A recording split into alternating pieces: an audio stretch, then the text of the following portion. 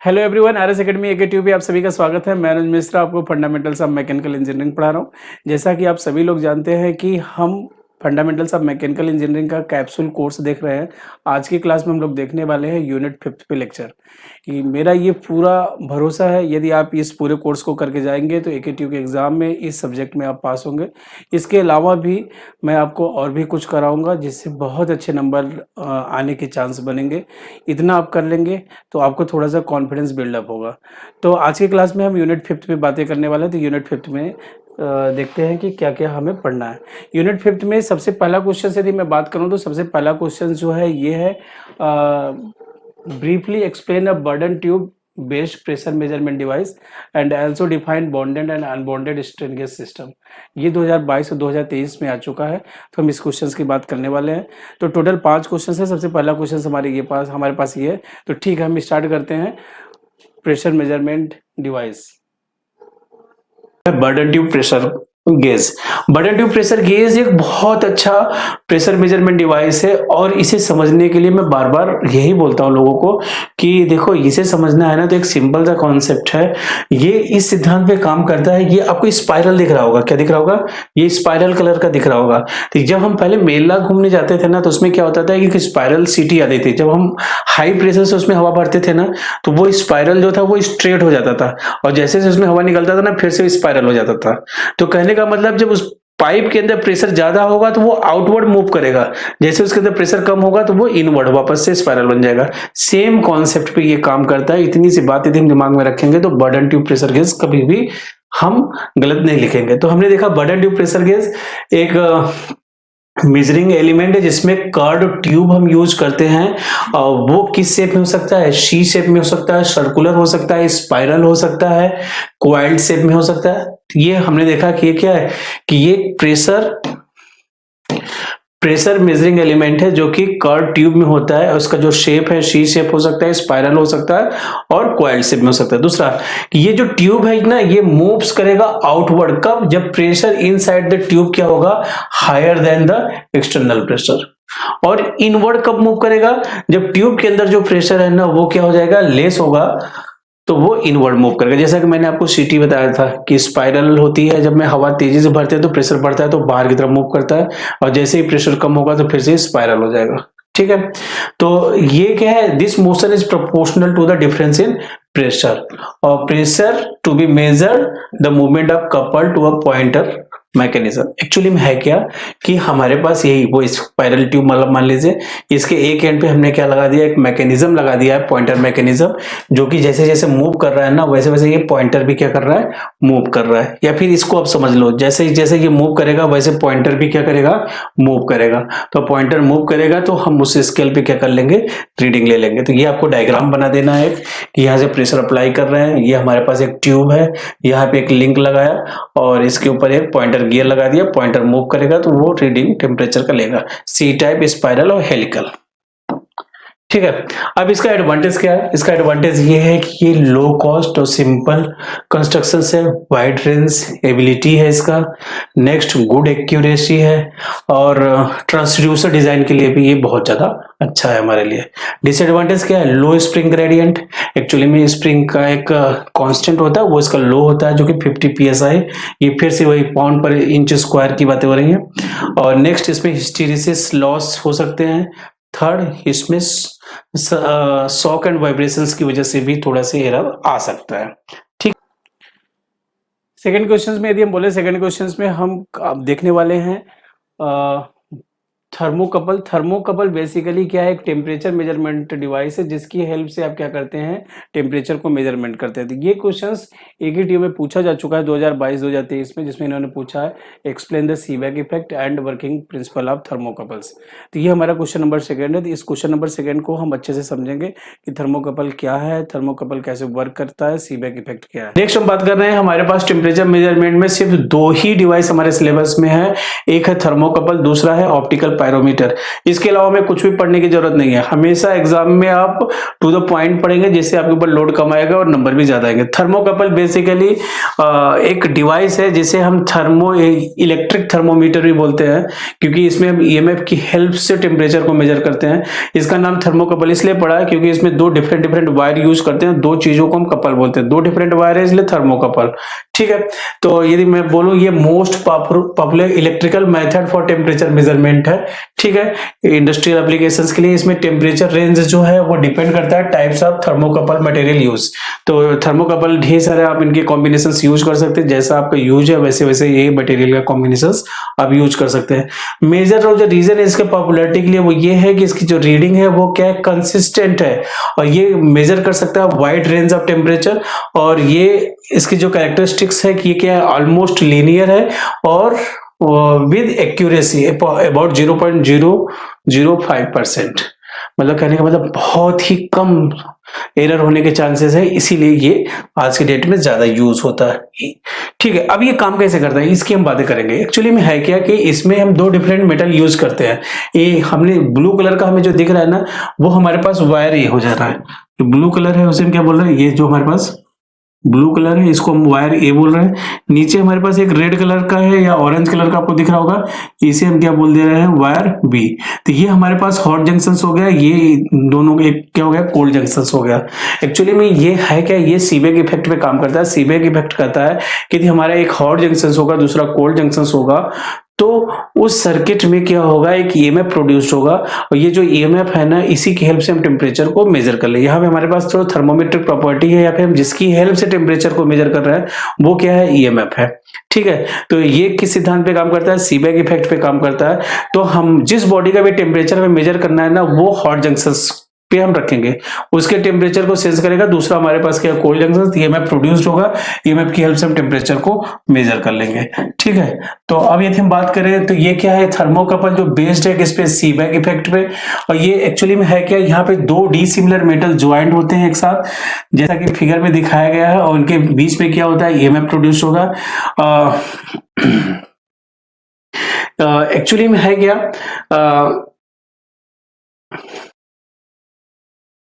इसमें ये जिस सिद्धांत पे काम करता है उसे हम सीबेक इफेक्ट कहते हैं। एक्चुअली में क्या है कि हमारे पास इसमें एक the temperature difference of hot junction, actually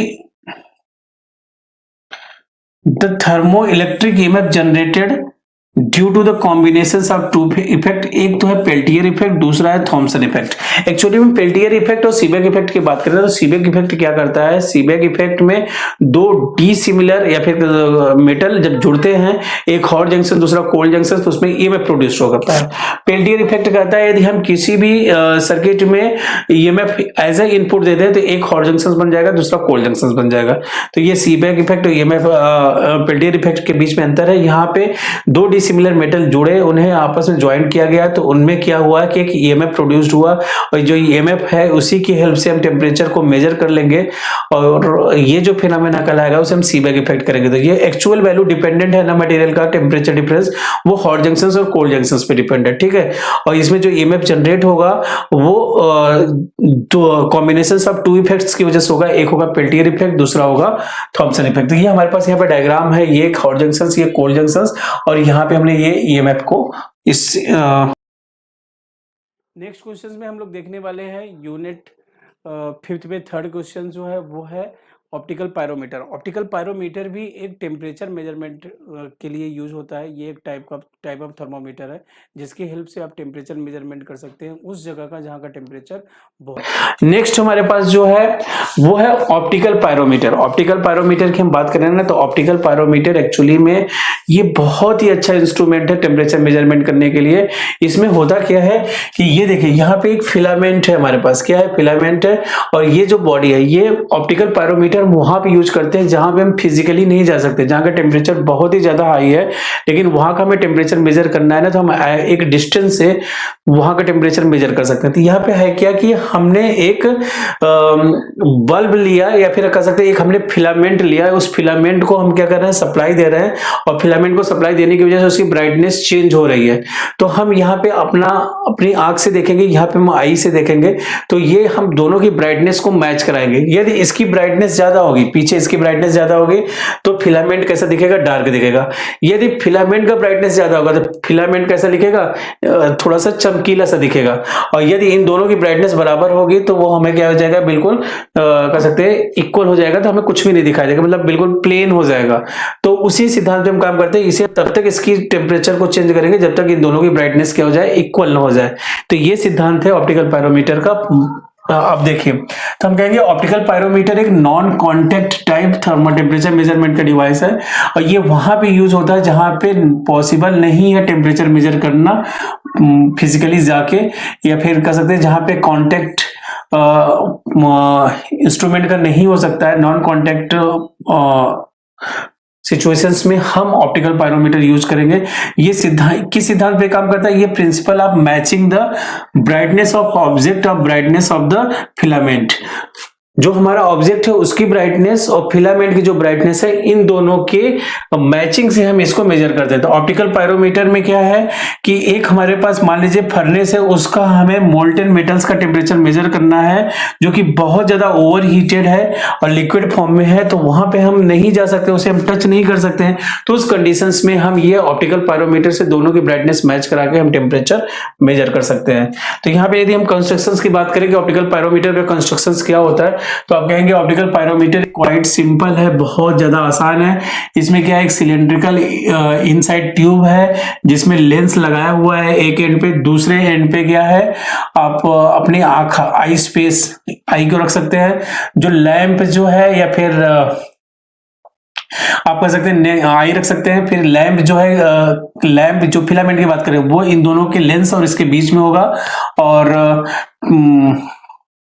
filters help करेगा, मोनोक्रोमेटिक लाइट को मिलने के लिए फिल्टर भी प्लेस्ड होगा इन फ्रंट ऑफ आइज। और लैंप जो है उसमें एक फिलामेंट होगा जिसका कनेक्शन बैटरी एमीटर से होगा, जिसको आप रियोस्टेट से उसकी ब्राइटनेस कम ज्यादा कर सकते हैं। अब वर्क कैसे करेगा, ये वर्क की बात करेंगे, ये वर्क कैसे करेगा, तो वर्क की मैं बात करूं तो इसमें जैसा कि फिगर में दिखाया गया है कि लेंस है जिसमें फोकस के रेडिएशन होगा, एनर्जी रेडिएट होगा इजेड ऑब्जेक्ट से टारगेट पे, और इलेक्ट्रिक फिलामेंट की भी ब्राइटनेस है। इन दोनों की इंटेंसिटी ऑफ फिलामेंट जो डिपेंड है वो किस पे, करंट पे। रियोस्टेट से जो हम करंट कम ज्यादा करेंगे तो उसकी इंटेंसिटी चेंज होगी।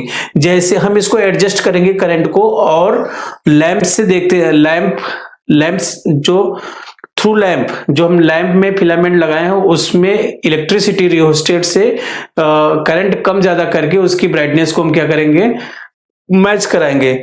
और करंट के मैग्नीट्यूड को तब तक एडजस्ट करेंगे जब तक ब्राइटनेस ऑफ फिलामेंट सिमिलर न हो जाए किसके, ब्राइटनेस ऑफ द ऑब्जेक्ट, तब तक मैच कराएंगे। जैसे मैच हो जाएगा उस कंडीशंस को हम क्या कर लेंगे, देख लेंगे, और हम जो करंट हमने दिया है उसकी हेल्प से, और उस करंट को हम यूज कर सकते हैं थर्मोकपल में भी, थर्मोकपल की हेल्प से हम उसका टेम्परेचर क्या कर सकते हैं, निकाल सकते हैं। तो फिलामेंट लुक्स ब्राइटर, अभी मैंने आपको दिखाया था ना 3 डायग्राम।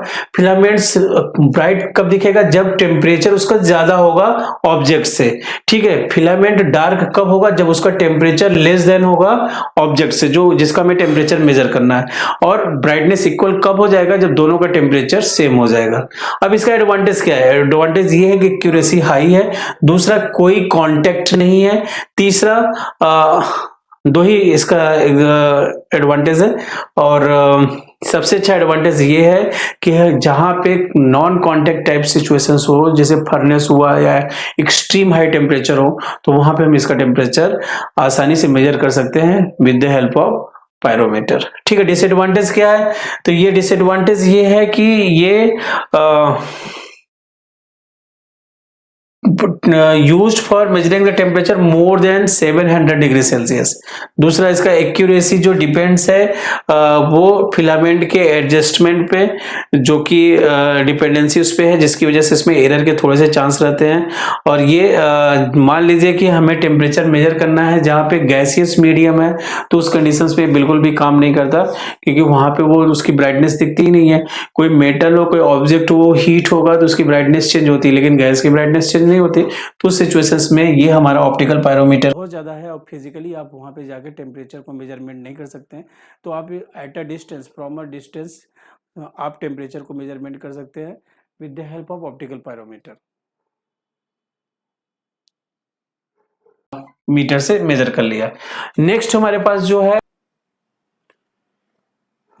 पास जो क्वेश्चंस है, describe the constructions and operations of Prony brake dynamometer. ये एक्चुअली प्रोनी ब्रेक डायनमोमीटर क्या करता है, टॉर्क को मेजर करता है।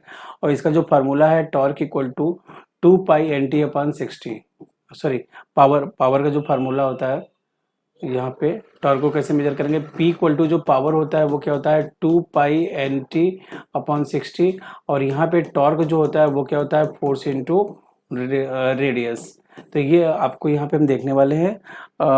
तो प्रोनी ब्रेक डायनमोमीटर की मैं बात करूं तो प्रोनी ब्रेक डायनमोमीटर एक पावर एब्जॉर्प्शन टाइप डायनमोमीटर है, जिसमें बेसिकली वुडन ब्लॉक होते हैं। क्या होते हैं, वुडन ब्लॉक होते हैं। ये आपने देखा, ये एक वुडन ब्लॉक है, ये एक दूसरा वुडन ब्लॉक है। इस वुडन ब्लॉक के अंदर क्या है ना,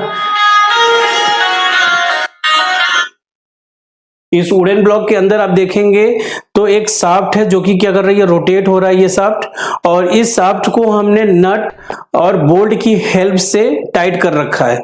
तो ये बोल्ट है, ये नट है, और इनके बीच में क्या लगा रखा है, हेलिकल स्प्रिंग लगा रखा है। ये लीवर है, इधर हमने काउंटर वेट लगाया है, और इधर क्या लगा रखा है, वेट लगा रखा है। अब ये शाफ्ट रोटेट हो रहा है, जब हम इसे टाइट करेंगे तो धीरे धीरे ये इसको टाइट करता चला जाएगा। एक ऐसी कंडीशन आएगा कि इसे रोटेट होने से रोक देगा, स्टॉप कर देगा। तो वो जो कंडीशंस होगा ना, उस कंडीशंस पे हमने कितना लोड लगाया और इस डिस्टेंस को निकाल लेंगे तो हमारा क्या आ जाएगा, टॉर्क आ जाएगा। ठीक है, same it is a simplest form of absorption type dynamometer. It has 2 wooden blocks that are placed on a pulley which is fixed on the shaft of the engine whose power is to be measured। ये जो बीच में shaft है ना,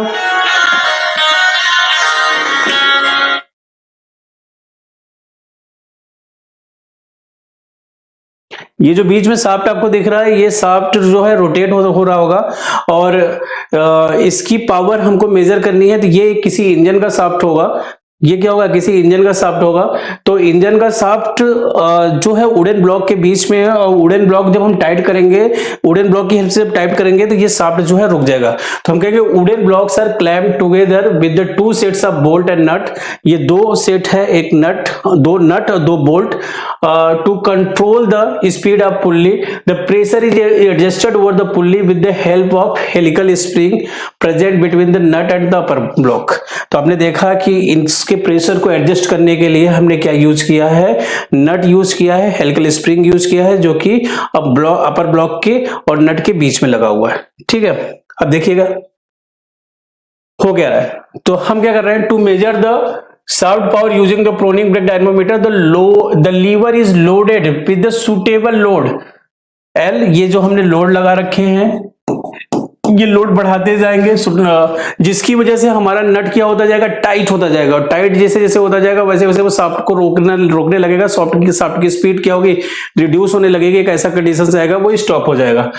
Such that engine shaft runs at a constant speed and lever is in horizontal position. The movement because of the weight loaded on the outer end of lever balances the movement of the frictional resistance between the pulley and wooden block. The power absorbed during the friction is converted into heat. That's why dynamometer needs to be cooled down often.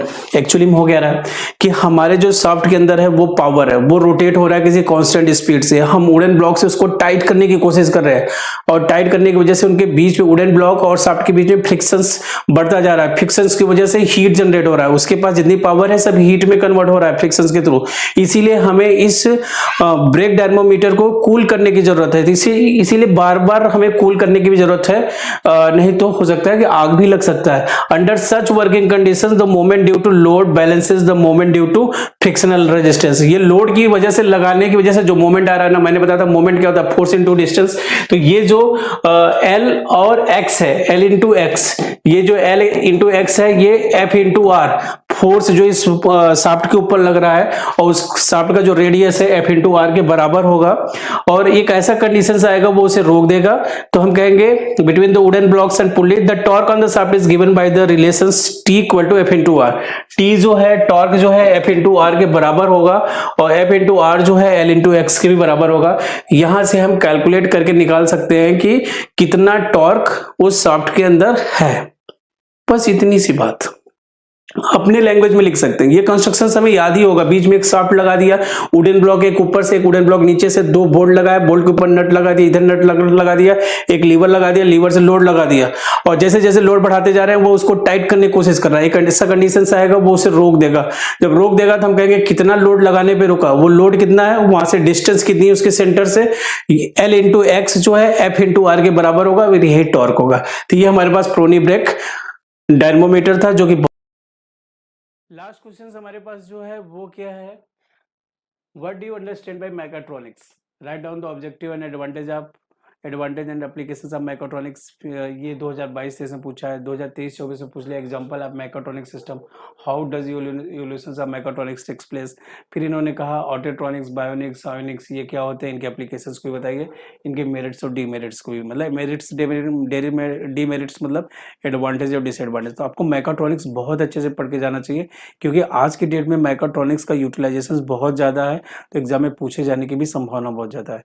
तो हम लोग पढ़ेंगे what is mechatronics. Mechatronics मुझे define करने के लिए कर दिया जाए कि मैकाट्रॉनिक्स हम क्या समझ सकते हैं, तो हम कह सकते हैं मैकाट्रॉनिक्स जो है ना, ये जो वर्ड आया है ना, या फिर कहेंगे इसका जो ओरिजिन हुआ है वो जापानीज से, कॉन्सेप्ट ऑफ जापानीज, जापान में सबसे पहले इसका ओरिजिन हुआ, वो भी 1970s में, जहां से ये वर्ड लिया गया था मैकाट्रॉनिक्स। मैकाट्रॉनिक्स मुझे डिफाइन करना हो तो मैकाट्रॉनिक्स को कैसे डिफाइन करेंगे, मैं कहूंगा it can be defined as the applications of electronics and computer technology to control the motion of mechanical system.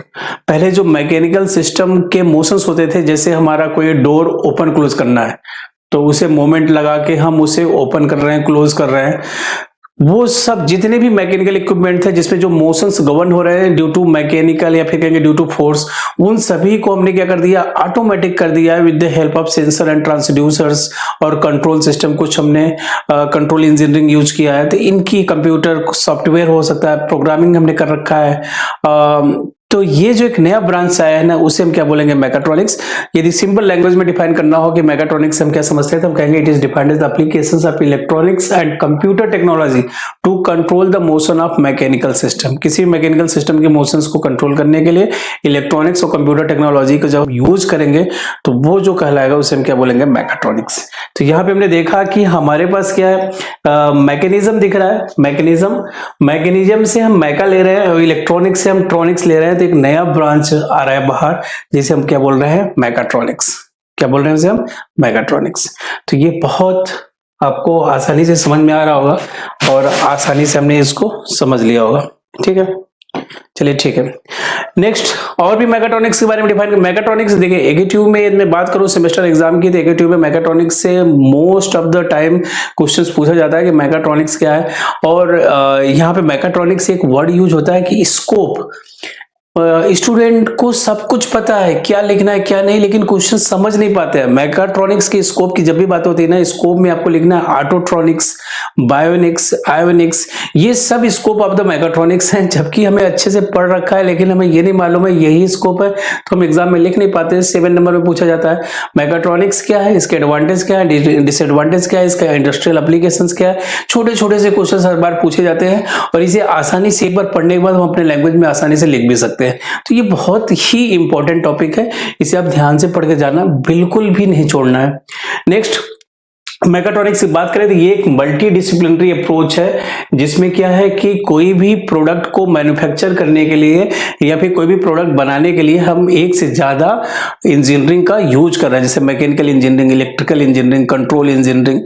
ठीक है, तो हम और आगे से डिफाइन करना चाहें कि इस मैकाट्रॉनिक्स से हम क्या समझते हैं, या फिर मैकाट्रॉनिक्स के बारे में कुछ बताइए, तो हम कहेंगे it involves the applications of electrical engineering, mechanical engineering, control engineering, computer engineering to develop the product, process and system with greater flexibility, is in redesigning and ability of reprogramming.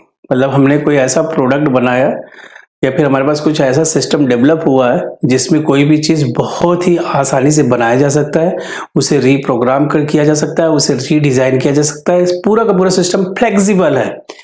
किसकी वजह से? Due to mechatronics. तो हमने देखा mechatronics जो है हमें मिल रहा है, कैसे मिल रहा है?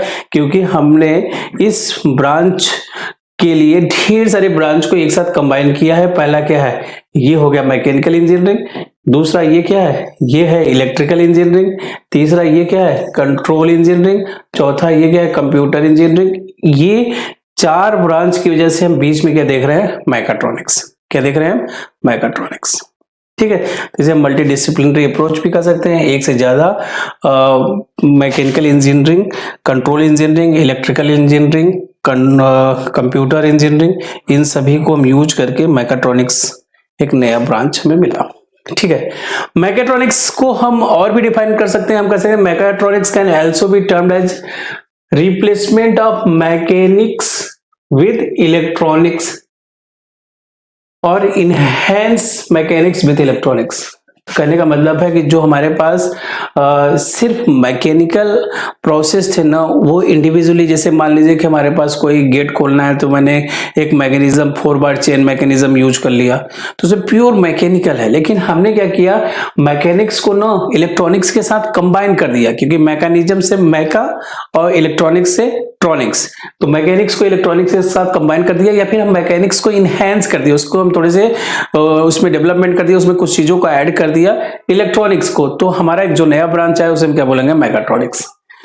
एग्जाम्पल के तौर पे जैसे हमारा मॉडर्न ऑटोमोबाइल है, आज की डेट में हमारा जो ऑटोमोबाइल्स है, ऑटोमोबाइल्स का मतलब आपके पास जो कार है उसमें जो मैकेनिकल फ्यूल इंजेक्शन सिस्टम है, या फिर आपके पास जो बाइक है उस बाइक में जो फ्यूल इंजेक्शन सिस्टम है वो भी मैकाट्रॉनिक्स की ही देन है। पहले जो हमारा फ्यूल इंजेक्शन सिस्टम होता था पेट्रोल इंजन में, उसमें कार्बोरेटर लगा होता था। आज की डेट में वो बिल्कुल भी नहीं फ्यूल इंजेक्शन सिस्टम है, ये बिल्कुल प्रोग्राम्ड है, जिसमें क्या होता है कि पहले हम बहुत ज्यादा हाई स्पीड में जाते थे, वो बहुत ज्यादा पोल्यूशंस करता था, फ्यूल का कंजप्शंस भी करता था। लेकिन ये मैकाट्रॉनिक्स की हेल्प से हमने उसको ऐसा डिजाइन किया है कि वो फ्यूल का कंजप्शंस भी कम करेगा और पोल्यूशंस भी कम करेगा। तो आपने देखा in modern automobiles mechanical fuel injection system are now replaced by electronics fuel injection system. इसे हम EPFI भी बोलते हैं। ठीक है, इलेक्ट्रॉनिक फ्यूल इंजेक्शन सिस्टम, जिसमें हमने क्या किया? मैकाट्रॉनिक्स की हेल्प ली है। फिर हम कह सकते हैं कि हमारा जो ऑटोमोबाइल सिस्टम है ना, ये ड्यू टू मैकाट्रॉनिक्स आज की डेट में बहुत ज्यादा इफिशियंट है और लेस पोल्यूटेंट भी है। मतलब फ्यूल कंजप्शंस भी कम है और पोल्यूशंस भी कम है, मतलब उससे धुआं भी कम आ रहा है। ठीक है, नेक्स्ट हम बोले कि मैकाट्रॉनिक्स ने और हमें क्या दिया, या फिर मैकाट्रॉनिक्स की वजह से और हम क्या देख रहे हैं, तो हम देखेंगे रीप्रोग्रामेबल माइक्रो कंट्रोलर्स है, माइक्रो कंप्यूटर्स है, जो आज के डेट में easy to add new functions, आसानी से नए फंक्शंस को ऐड कर देते हैं, या फिर कैपेबिलिटीज को किसी भी प्रोडक्ट या सिस्टम में। आप देखते हैं आपके मोबाइल पे अपडेट आता है, अपडेट करने के बाद आपके मोबाइल में कुछ फीचर्स या फंक्शंस बढ़ जाते हैं। यही सेम बातें हो रही हैं कि हम बहुत ही आसानी से नए फंक्शंस को ऐड कर सकते हैं और नए कैपेबिलिटी को, उसकी कैपेबिलिटी को भी इंप्रूव कर सकते हैं ड्यू टू मैकाट्रॉनिक्स। ठीक है, आज की डेट में डोमेस्टिक वॉशिंग मशीन्स की बात करें, जो मैंने आपसे बोला था स्मार्ट लॉन्ड्री, ये इंटेलिजेंट है। 4 व्हील पैसेंजर जो है वो भी ऑटोमोबाइल्स जो है उसमें भी जो सेफ्टी है वो बहुत ज्यादा हाईली कह सकते हैं कि बहुत ज्यादा हाईली प्रोटेक्टिव है। उसमें पहले जो होता था कार एक्सीडेंट होने के बाद बचने के चांसेस कम होते हैं, अब इतने ढेर सारे एयर बैग है, जो सेंसर है, एक लिमिट से ज्यादा जैसे उस पर टक्कर लगा, फोर्स को सेंस किया, तुरंत एयर बैग ओपन हो गया, आपको चारों तरफ से कवर कर लिया। तो ये सब मैकाट्रॉनिक्स की हेल्प से, ये सब सेंसर्स जो उसमें लगे हैं मैकाट्रॉनिक्स ने लगाया, जैसे एयर बैग हुआ और पार्किंग पार्किंग सेंसर्स हुए, एंटी थेफ्ट इलेक्ट्रॉनिक्स की हुआ। जैसे होता है आज की डेट में आपका जो कार है वो आपके मोबाइल से कनेक्ट हो जाता है, तो उसमें हर चीज बिना उसके आप ओपन ही नहीं कर सकते हैं, और कहाँ पे है कैसे है पूरा लोकेशंस दिखता रहता है। तो ये सब मैकाट्रॉनिक्स की हेल्प से हम देख रहे हैं, और ये बहुत ही ज्यादा इंटरेस्टिंग और आसान है। आप इसे अच्छे से लिख सकते हैं यदि एक बार अच्छे से रीड कर लीजिए तो। ठीक है। अब एडवांटेज की हम बात करें, एडवांटेज मैकाट्रॉनिक्स की एडवांटेज क्या है, तो इसके ढेर सारे एडवांटेज है कि जैसे इसमें हमारी जो फ्लेक्सिबिलिटी है वो क्या हो रहा है, इनहेंस हो रहा है। तो हम कह सकते हैं ये फंक्शंस को इनहेंस कर रहा है, साथ साथ फीचर्स को भी इनहेंस कर रहा है, और ये जो हमारा सिस्टम है बहुत ज्यादा इफिशियंसी इसकी मतलब इफिशियंट हो गया, इफिशियंसी भी बढ़ गई है मैकाट्रॉनिक्स यूज करने की वजह से। जैसे हमारा कह सकते हैं कि जो ट्रेडिशनल ऑटोमोबाइल सिस्टम थे उसमें जो फ्यूल कंजप्शन था ज्यादा था, जैसे हमने EFI electronic fuel injection system हमने यूज किया तो उसमें क्या हुआ, फ्यूल कंजप्शन भी कम हो गया, पोल्यूशन भी कम हो गया। ठीक है। मैकाट्रॉनिक्स की वजह से हमारा जो सिस्टम है इंटेलिजेंट हो गया। इंटेलिजेंट होने का मतलब है वो चीजों को समझता है कि मतलब ये टाइम होगा तो मैसेज ड्रॉप करेगा, ये इसमें अभी और इसे जैसे हमारा washing machine, domestic washing machine, उसे कितना वाटर की जरूरत है, कितना मतलब उसे सुखाने की जरूरत है, कितनी देर तक वॉश करने की जरूरत है, और कंप्लीट हो गया तो अपने आप मैसेज ड्रॉप कर दे रहा है। तो ये सब मैकाट्रॉनिक्स की हेल्प से हो रहा है। तो मैकाट्रॉनिक सॉल्यूशंस की बात करें तो ये हमारा जो है लेस एक्सपेंसिव है कंपेयर टू मैकेनिकल सॉल्यूशंस, और मैकाट्रॉनिक्स जो है डिजाइन को इम्प्रूव किया और रिलायबल, हमारा सिस्टम बहुत ज्यादा रिलायबल हो गया है। ये बहुत ज्यादा यूजर फ्रेंडली है और सेफ टू यूज है। पहले आपको कपड़े बार बार निकालने पड़ते थे, फिर धुलने पड़ते थे, फिर इधर उधर, तो ये सब एक बार मतलब जैसे मान लो ओल्ड एज पर्सन भी हैं वो भी स्मार्ट जो वॉशिंग मशीन डोमेस्टिक आ रहे हैं, तो उसमें आपने एक बार कपड़े डाल दिए, अपने आप पानी डिसाइड कर लेगा कितना पानी लेना है, कितना साबुन लेना है, कितनी बार वॉश करना है, कितना राउंड को स्पिन करना है, उसे कब उसमें से वाटर निकालना है सुखाने के बाद। तो आपको कुछ भी टेंशन नहीं, एक बार आपने कपड़ा फेंक दिया वो अपने आप कंट्रोल कर लेगा। ठीक है। मैकाट्रॉनिक्स की बात करें तो ये यूज करता है माइक्रो कंट्रोलर से, जिसकी वजह से precision, position, speed, flow rate, ये डिफरेंट वेरिएबल्स को कंट्रोल किया जा सकता है as per demand, as per need. तो मैं ये एक तरह से कह सकते हैं कि हमारे जैसे आर्टिफिशियल इंटेलिजेंस की बात हो रही ना, तो उसी से मिलता जुलता थोड़ा सा मैकाट्रॉनिक्स की बातें हो रही हैं। तो आपने देखा कि ये भी चीजें कंट्रोल कर रहा है। डिसएडवांटेज की बात करें तो इसका इनिशियल कॉस्ट थोड़ा सा हाई है, और ये जो है इसके लिए क्या इम्परेटिव है, बहुत ज्यादा स्पेशल नॉलेज की जरूरत है, डिफरेंट इंजीनियर्स की जरूरत है इसकी इम्प्लीमेंटेशंस के लिए, और स्पेसिफिक प्रॉब्लम के लिए वेरियस सिस्टम की जरूरत पड़ेगी। मतलब कह सकते हैं सेपरेट प्रॉब्लम के लिए, जैसे मान लीजिए कि कोई सॉफ्टवेयर की दिक्कत हो गई तो सॉफ्टवेयर इंजीनियर, हार्डवेयर की दिक्कत हो गई तो हार्डवेयर, मतलब एक ही टाइप के लोगों से वो सॉल्व नहीं होगा। सेपरेट प्रॉब्लम के लिए सेपरेट पर्सन की जरूरत पड़ेगी, ये इसका थोड़ा सा डिसएडवांटेज है, और ये थोड़ा सा एक्सपेंसिव है। ठीक है। कब, जब किसी ओल्ड सिस्टम में आप इसको अप्लाई कर रहे हैं, और मेंटेनेंस और सर्विसिंग भी थोड़ी सी कॉस्टली है। ठीक है। तो ये कुछ एडवांटेज थे, डिसएडवांटेज थे, जो कि बहुत ज्यादा आसान है। एक बार पढ़ने के बाद इसे आप अपने लैंग्वेज में भी लिख सकते हो। ठीक है। लेकिन थोड़ा सा पॉइंट वाइज लिखने की कोशिश करना है, ऐसा कि नहीं एक ही साथ लिखना है। पॉइंट वाइज लिखेंगे तभी अच्छे नंबर मिलते हैं, और पॉइंट वाइज हमें लिखने की कोशिश करनी है। ठीक है। अब बात आती है इंडस्ट्रियल एप्लीकेशंस की। मैकाट्रॉनिक्स का क्या इंडस्ट्रियल एप्लीकेशंस हो सकता है, तो मैकाट्रॉनिक्स के ढेर सारे इंडस्ट्रियल एप्लीकेशंस हो सकते हैं।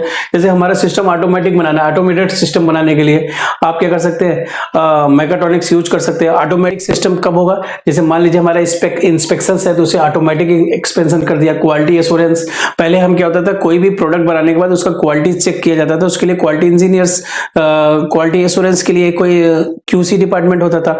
अब क्या है, रोबोट्स है, मशीन्स है, वो खुद ही क्वालिटी चेक कर रही हैं, और बहुत ज्यादा तेजी से चेक कर रही है। तो quality inspections, quality assurance, automatic packaging, आपने ढेर सारे सोशल मीडिया पे वीडियोस देखा होगा कि आज की डेट में मशीन से अपने आप पैक हो रहा है, उसे रैप करके एकदम बिल्कुल अच्छे से पैक करके नेक्स्ट सेक्शंस को भेज दे रहा है, और आसानी से वो पैक हो जा रहा है मिनिमम टाइम में, और बहुत ही अच्छा।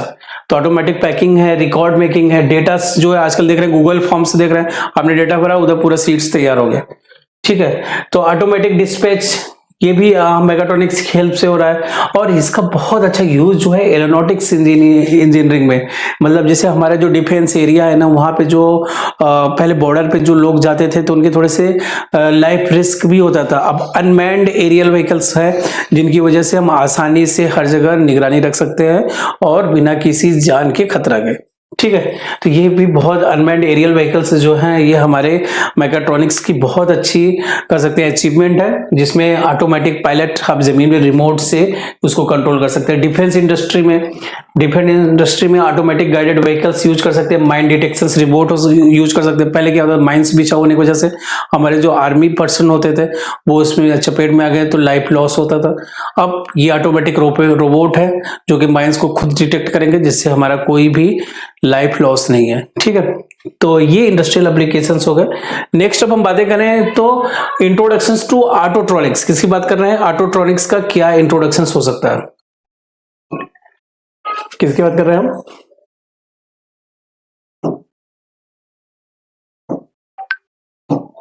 अब हम बात कर रहे हैं इंट्रोडक्शंस टू ऑटोट्रॉनिक्स। ऑटोट्रॉनिक्स का क्या इंट्रोडक्शंस हो सकता है? ऑटोट्रॉनिक्स को मैं आपको एक सिंपल सी बात बताऊं कि ये जो शब्द है, सब वर्ड यूज हो रहा है ना ऑटोट्रॉनिक्स। ऑटोट्रॉनिक्स मतलब ऑटो का मतलब है ऑटोमोबाइल्स और ट्रॉनिक्स का मतलब है इलेक्ट्रॉनिक्स। यदि मैं ऑटोमोबाइल को इलेक्ट्रॉनिक्स के साथ कंबाइन कर दूंगा, जो एक नया ब्रांच बनेगा या एक नया एरिया बनेगा, उसे हम क्या बोलेंगे? ऑटोट्रॉनिक्स।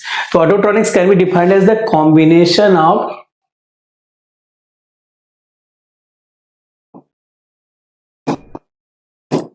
can be defined as the combinations of automobile and electronics. Automobile और इलेक्ट्रॉनिक्स का जो कॉम्बिनेशन होगा उसे हम क्या बोलेंगे? ऑटोट्रॉनिक्स। या फिर हम कर सकते हैं we can say that the use of electronic science in automobile vehicles is called autotronics. Electronics science को आप ऑटोमोबाइल इंडस्ट्री में जब यूज करेंगे, जो एक नया ब्रांच बनेगा, उस ब्रांच को हम क्या बोलेंगे? ऑटोट्रॉनिक्स। मेजर एरिया बात करें कि ऑटोट्रॉनिक्स में क्या, ऑटोट्रॉनिक्स की वजह से हम क्या क्या हमने ऑटोमोबाइल्स में चेंजेस किए हैं उसकी बात कर रहे हैं। तो इलेक्ट्रॉनिक्स यूज करने की वजह से हमारा जो ऑटोमोबाइल फील्ड्स है ना, ये बहुत ज्यादा सेफ हो चुका है और इम्प्रूव्ड हो गया है, इफिशियंट हो गया है। यदि बात करें अभी प्रेजेंट न्यू जनरेशंस की बातें करें तो ऑटोमोबाइल ऑलमोस्ट 70 to 85% जो ऑटोमोबाइल पार्ट्स है ना, वो सब इलेक्ट्रॉनिक सिस्टम के साथ ऐड हो चुके हैं, जिसकी वजह से उनकी जो इफिशियंसी है, परफॉर्मेंस है और हमारी जो सेफ्टी है वो इम्प्रूव हो चुका है। अब जैसे मेन एरिया की बात करें तो automobile electronics, engine controlling system, air bags, antilock ABS antilock braking system, lightning interiors, GPS, music system में जैसे आजकल आप देखते हैं, आप बोल देते हैं कि प्ले दिस सॉन्ग, तो वो अपने आप आपकी साउंड को रीड करके, पहले हमें टाइप करना होता था, अब हो सकता है हम ड्राइव कर रहे हैं तो हम वो कैसे, तो आजकल जो रिमोट है उस रिमोट पे या फिर हमारा जो सिस्टम है उसमें स्पीक का भी ऑप्शन है। ये सब किसकी देन है? मैकाट्रॉनिक्स की देन है। तो हम बोल के उस गाने को प्ले कर सकते हैं। ठीक है, फिर और बात करें तो ऑटोट्रॉनिक सिस्टम जो है ना, ये क्या कर रहा है? Use control units like sensors, Motors, digital equipment, और ये जो है कम्युनिकेशंस जनरेट करते हैं between various essential system and components of the vehicles. तो हमने देखा कि हमारे पास जो ऑटोट्रॉनिक्स है, तो ऑटोट्रॉनिक्स में एक सिंपल सी बात मैं आपको बोलूंगा कि ऑटोट्रॉनिक्स डिफाइन करने के लिए आपको ये बोलना है कि autotronics is the combination of automobile and electronics, या फिर इलेक्ट्रॉनिक साइंस को हम कंबाइन कर रहे हैं किसके साथ? ऑटोमोबाइल्स के साथ। तो उस एरिया को, उसको हम क्या बोलेंगे? ऑटोट्रॉनिक्स। बाकी आपने देखा कि इसकी वजह से हमारा air bags, anti locking, anti braking system और लाइटनिंग सिस्टम, म्यूजिक सिस्टम और भी ढेर सारी चीजों को हमने इनहेंस किया, डेवलप किया और ऑटोमेटिक कर दिया है। ठीक है, नेक्स्ट बात कर रहे हैं इंट्रोडक्शन टू बायोनिक्स। किसकी बात कर रहे हैं? बायोनिक्स की। तो ये टॉपिक जो है, ये टॉपिक आपको बहुत ज्यादा इंटरेस्टिंग लगेंगे और बहुत आसानी से याद हो जाएंगे, इसमें आपको बहुत ज्यादा सोचने की जरूरत नहीं है। बायोनिक्स की मैं बात करूं तो बायोनिक्स से हम क्या समझते हैं? बायोनिक्स में जहां भी लास्ट में नेक्स्ट दिख रहा है वो सब इलेक्ट्रॉनिक्स है। स्टार्टिंग का वर्ड बायो है ना, मतलब बायोलॉजी साइंस को हमने इलेक्ट्रॉनिक्स के साथ जब कंबाइन कर देंगे तो जो नया एरिया बनेगा उसे हम क्या बोलेंगे? बायोनिक्स। और ये ऑटोट्रॉनिक्स, बायोनिक्स, आयोनिक्स, ये सभी के सभी स्कोप ऑफ द मैकाट्रॉनिक्स भी है। यदि आपसे पूछ लिया जाए कि write the scope of the mechatronics, तो आपको यही सब लिखने हैं, आयोनिक्स, बायोनिक्स, ऑटोट्रॉनिक्स। तो बायोनिक्स क्या है? Bionics is the field of technology that combine the study of biology in nature and its pattern with the mechatronics या फिर इलेक्ट्रॉनिक्स। मैकाट्रॉनिक्स या इलेक्ट्रॉनिक्स के साथ आपने बायोलॉजी को या उसके फील्ड को कंबाइन कर दिया, तो जो नया फील्ड बना है उसे हम क्या बोलेंगे? बायोनिक्स। तो ये क्या कर रहा है, कंबाइन कर रहा है मैकेनिकल, इलेक्ट्रॉनिक्स एंड सॉफ्टवेयर के साथ, जिसकी वजह से हमारी जो लाइफ है ना वो थोड़ा सा इजी हो जाता है। कुछ हमारे जो आर्मी पर्सन होते हैं ना, वो होता क्या है कि वार के टाइम पे या फिर किसी एक्सीडेंट की वजह से वो अपने बॉडी पार्ट्स खो देते हैं। तो वो जो बॉडी पार्ट्स है ना वो उनकी लाइफ खोने की वजह से उसकी लाइफ थोड़ी सी टिपिकल हो जाती है। तो आज की डेट में हमारा जो कह सकते हैं कि मेडिकल सपोर्ट है वो इतना ज्यादा हाईटेक हो गया है बायोनिक्स की वजह से कि आर्टिफिशियल लिम्स यूज करके हम अपने लाइफ को इजी कर सकते हैं। तो बायोनिक्स में ढेर सारे डिफरेंट सब्जेक्ट एरिया आते हैं, लेकिन जो सबसे बेस्ट है वो पॉपुलर है वो है बायोनिक्स इम्प्लांट्स। बायोनिक इम्प्लांट्स का एम क्या है, इंप्रूव करना standard of living for people who have damage the body parts such as arms, legs, eyes, even ears. जिन्होंने अपने हाथ खो दिए हैं, पैर खो दिए हैं, कान से सुनाई नहीं देता है, आंखों से नहीं दिखाई देता है, तो इन सभी चीजों को आर्टिफिशियली वो क्या करते हैं, इम्प्लांट्स करते थे, बॉडी में लगा देते हैं, जिसकी वजह से उनकी लाइफ जो है पहले से बेहतर हो जाती है। तो ये सब किस में आएगा, बायोनिक्स में आएगा।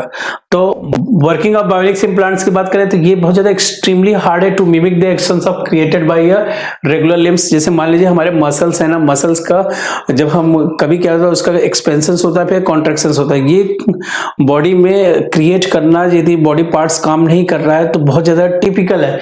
लेकिन हमने क्या किया है कि सॉफ्टवेयर और हार्डवेयर की वजह से ना इस लॉट ऑफ ट्रबल को भी सॉल्व कर दिया है। To solve this successful bionic system use machine learning to mimic the physical movements. जो हमारे फिजिकल मूवमेंट्स है ना वो भी हमने आर्टिफिशियली जनरेट कर लिया आज की डेट में। जो कि जैसे पैर है, अब वो पैर चलने के लिए उसे मुड़ना चाहिए, फिर ऐसे ऐसे स्टेप आगे जाना चाहिए पीछे, तो वो सब उसमें मूवमेंट हो जाएंगे। तो ये किसकी वजह से हो रहा है, बायोनिक्स की वजह से हो रहा है। तो बायोनिक्स में एक और मैं बात करूं तो मायो इलेक्ट्रिक। मायो का मतलब होता है हमेशा मसल्स, और इलेक्ट्रिक मतलब हमने क्या किया कि सेंसर्स या इन सबको यूज करके बायोनिक्स लिम्स तैयार कर दिया, जनरेट कर दिया, जो कि इलेक्ट्रिकल सिग्नल भेजता है, जिसकी वजह से मसल जो है वो कॉन्ट्रैक्ट होते हैं या फिर मसल्स में मूवमेंट होती है।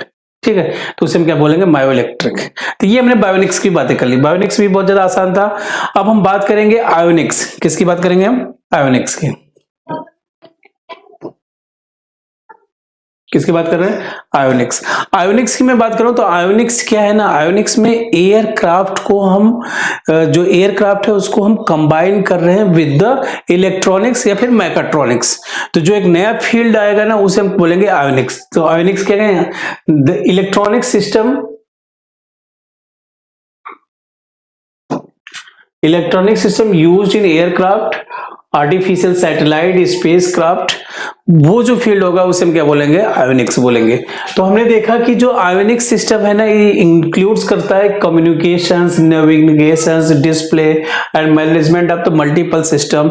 जैसे दुनिया भर की चीजें, जैसे मान लीजिए कि हमारा ये जो एयरक्राफ्ट है ना, एयरक्राफ्ट जो है बहुत बुरे मौसम में उड़ाना हो तो जो पायलट्स है उसकी जान का भी खतरा रहता है। लेकिन मान लीजिए हमारे पास कार्गो एयरक्राफ्ट है तो उसको हो सकता है हम अनमैन्ड कर दें और उसको हम बैठ के रिमोट, जैसे हम ड्रोन उड़ाते हैं ना वैसे हम पूरे एयरक्राफ्ट को उड़ा सकते हैं।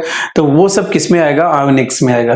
तो आयोनिक्स 1950 और 1960 के बीच में डेवलप हुआ, बहुत ज्यादा ग्रो किया, जिसमें इलेक्ट्रॉनिक डिवाइसेस ने रिप्लेस किया है मैकेनिकल और एनालॉग इक्विपमेंट को एयरक्राफ्ट में।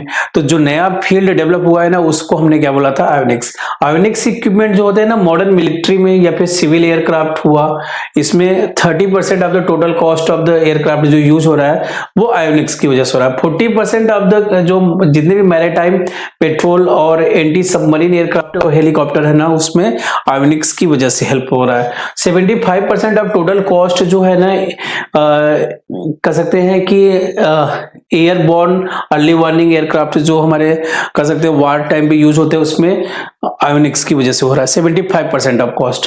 अब आयोनिक्स का यूज क्या है, आयोनिक्स का यूज ये है कि मतलब ये हमारा जो फ्लाइट क्रू है ना वो किसी भी एयरक्राफ्ट मिशन में ना सेफली और इफिशिएंटली परफॉर्म करे। तो उसकी वजह से हमने अपने एयरक्राफ्ट में क्या किया, ढेर सारे इलेक्ट्रॉनिक्स के कंपोनेंट और सेंसर्स और ये सब control engineering, computer technology in सबको यूज किया है। तो आपने सुना होगा कि ये बहुत ज्यादा मॉडर्न हाईटेक एयरक्राफ्ट है, इसमें टेक्नोलॉजी से लैस है। तो ये सब क्या बातें हैं? आयोनिक्स की बातें हैं। उसमें ढेर सारी टेक्नोलॉजी, मतलब हो सकता है कि मतलब होता है ना स्टील्थ टेक्नोलॉजी, जिसमें होता है किसी के रडार पे वो एयरक्राफ्ट नहीं आएगा। तो ये सब चीजें कह सकते हैं आयोनिक्स की वजह से हमारा जो एयरक्राफ्ट है ना बहुत ज्यादा एडवांस हो गया है, और वो सेफ भी है और इफिशियंट भी है। तो सिविल एयरलाइन की बात करें तो मिशन जो कैरिंग पैसेंजर उनके डेस्टिनेशन पे मौसम खराब हो उस टाइम पे वो सही डायरेक्शंस में और अपने रास्ते पर आराम से पहुंच जाए, तो इसके लिए हमने आयोनिक्स यूज किया। मिलिट्री एयरक्राफ्ट की बात करें तो मिशन जो है वो बहुत आसानी से कंप्लीट कर पाए और ग्राउंड पे अटैक टारगेट पे भी आसानी से परफॉर्म कर लें, तो उसकी वजह से आयोनिक्स की हमारे जो मिलिट्री एयरक्राफ्ट में भी जरूरत है वो भी बहुत ज्यादा है। तो ये हमने देखा इंट्रोडक्शन टू आयोनिक्स। अब एडवांटेज की बात करें कि आयोनिक्स का एडवांटेज क्या है, तो एडवांटेज इसके बहुत ही आसान है। हम सब की सेफ्टी क्या हो रहा है, इंक्रीज हो रहा है। एयर ट्रैफिक कंट्रोल जो है वो बहुत अच्छा है। सभी मौसम में ऑपरेशन, मतलब सभी मौसम में उड़ान भर सकते हैं। और दूसरा रिडक्शन इन फ्यूल कंजप्शन भी रिड्यूस होगा, और ये जो परफॉर्मेंस है वो भी इंप्रूव होगा। कंट्रोल हैंडलिंग और रिडक्शन मेंटेनेंस कॉस्ट, ये सब चीजें, मतलब वो क्या होगा कि हमारे सेंसर्स लगे ना, हर चीज का इंडिकेशन देता है कि इसमें इसको मेंटेनेंस की जरूरत है। तो ब्रेक डाउन होने से पहले ही हम चीजों को समझ सकते हैं और आसानी से उसे हम मेंटेन कर सकते हैं। तो ये हमारा यहाँ पे हमारा जितना भी यूनिट था, unit first, unit second, unit third, unit fourth, unit fifth, वो सब कंप्लीट हो चुका है। अब आपके पास 5 क्वेश्चंस यूनिट फर्स्ट से है, 5 क्वेश्चंस यूनिट सेकेंड से, 5 यूनिट थर्ड से, 5 यूनिट फोर्थ से, 5 यूनिट 5 से, टोटल कितना हो गया 25। ये क्या हो गया हमारे पास कैप्सूल कोर्स का ये वीडियो हो गया। अब मैं आपको 2 मार्क्स वीडियो का 1 शॉर्ट वीडियो एक दिखाने मतलब भेजने वाला हूँ। 1 शॉर्ट वीडियो, क्या मैं बोल रहा हूँ यहाँ पे 1 शॉर्ट वीडियो, और ये किसके लिए है 2 मार्क्स के लिए है। तो 2 मार्क्स का क्वेश्चन, ऐसा नहीं कि किसी एक यूनिट के लिए मैं भेजने वाला हूँ, इसमें ऑल यूनिट, पांचों के पांचों यूनिट एक साथ मैं आपको 1 शॉर्ट वीडियो भेजूंगा। उसके बाद एक 1 शॉर्ट वीडियो और मैं आपको भेजूंगा। ये 1 शॉर्ट वीडियो जो होगा ये क्या होगा, न्यूमेरिकल का होगा। किसका होगा, न्यूमेरिकल का। किसके लिए भेजूंगा, न्यूमेरिकल के लिए। न्यूमेरिकल के लिए भेजूंगा। इसमें भी आपको सभी के सभी 5 यूनिट का एक साथ वीडियो भेजूंगा मैं आपको और अपलोड करूंगा। आप उसे ऑल यूनिट एक साथ ही हम सभी यूनिट को देख लेंगे।